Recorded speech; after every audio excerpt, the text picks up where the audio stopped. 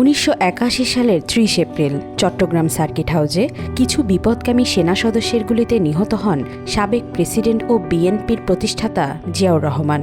বেগম খালেদা জিয়া তখন পুরো দস্তুর একজন গৃহবধূ, অর্থাৎ দুই পুত্র তারেক রহমান ও আরাফাত রহমান কোকোকে লালন পালন ও ঘরের কাজ করেই সময় কাটাতেন বেগম খালেদা জিয়া। প্রেসিডেন্ট জিয়ার অবর্তমানে দলের মধ্যে কোন্দল, অন্যদিকে বিএনপির অনেক নেতা এরশাদের মন্ত্রিসভায় যোগদান। এই দুই পরিস্থিতিতে বিএনপি তখন অনেকটা ছত্রভঙ্গ, বিপর্যস্ত এবং দিশেহারা।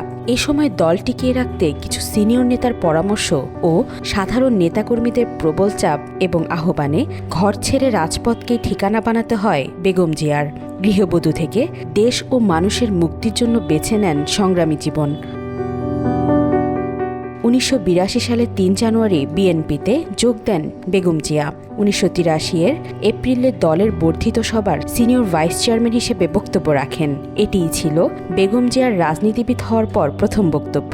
১৯৮৪ পার্টির চেয়ারপারসন নির্বাচিত হন বেগম জিয়া। তার দায়িত্ব গ্রহণের পর বিএনপির কর্মী সমর্থক ছাত্র যুবকদের মধ্যে উৎসাহ উদ্দীপনা বেড়ে যায়।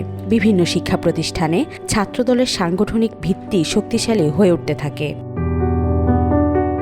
বেগম জিয়ার রাজনীতিতে যোগ দেওয়ার ২ মাসের মধ্যে সামরিক শাসন জারি করেন হুসেইন মুহাম্মদ এরশাদ। ১৯৮৩ সালে বেগম খালেদা জিয়ার নেতৃত্বে গঠিত হয় ৭ দলীয় ঐক্যজোট।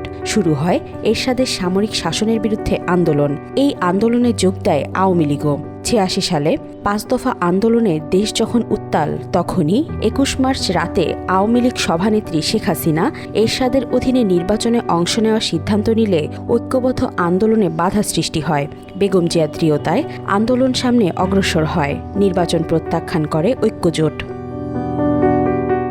এরশাদ বিরোধী আন্দোলনে ১৯৮৩ সালের ২৮ নভেম্বর, ১৯৮৪ সালের ৩ মে, ১৯৮৭ সালের ১১ নভেম্বর গ্রেফতার হন বেগম খালেদা জিয়া।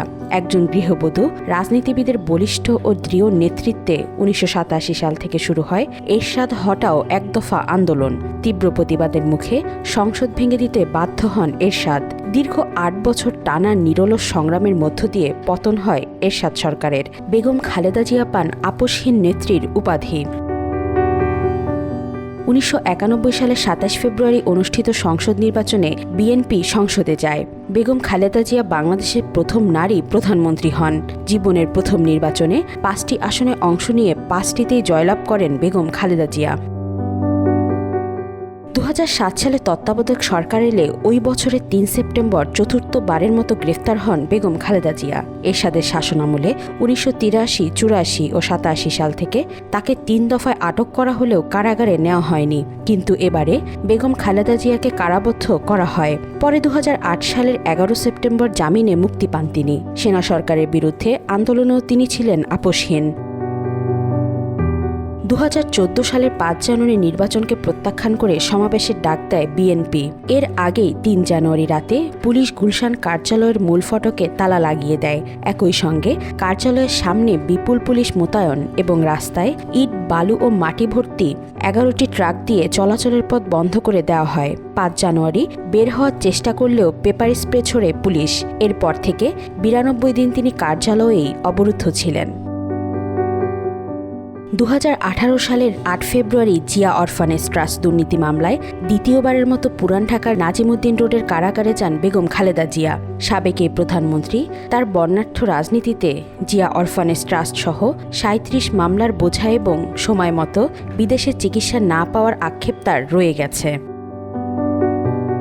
২০২৪ সালের ৫ আগস্ট ছাত্র জনতার অভ্যুত্থানের মাধ্যমে আওয়ামী লীগ সরকারের পতন হয়। ৬ আগস্ট রাষ্ট্রপতির নির্বাহী আদেশে তাকে সব দণ্ড থেকে পুরোপুরি মুক্তি দেওয়া হয়। ১৯ আগস্ট ২০০৭ সাল থেকে জব্দ করা ব্যাংক অ্যাকাউন্ট জাতীয় রাজস্ব বোর্ড দ্বারা অবরোধ মুক্ত করা হয়। রাজনৈতিক পট পরিবর্তনের পর ২০২৫ সালের ৭ জানুয়ারি রাতে উন্নত চিকিৎসার জন্য কাতার আমিরের পাঠানো বিশেষ এয়ার অ্যাম্বুলেন্সে তিনি ঢাকা ত্যাগ করেন এবং ৮ জানুয়ারি লন্ডনে পৌঁছান। চিকিৎসকরা সেখানে থাকার কথা বললেও ৬ মে তিনি দেশে ফিরে আসেন।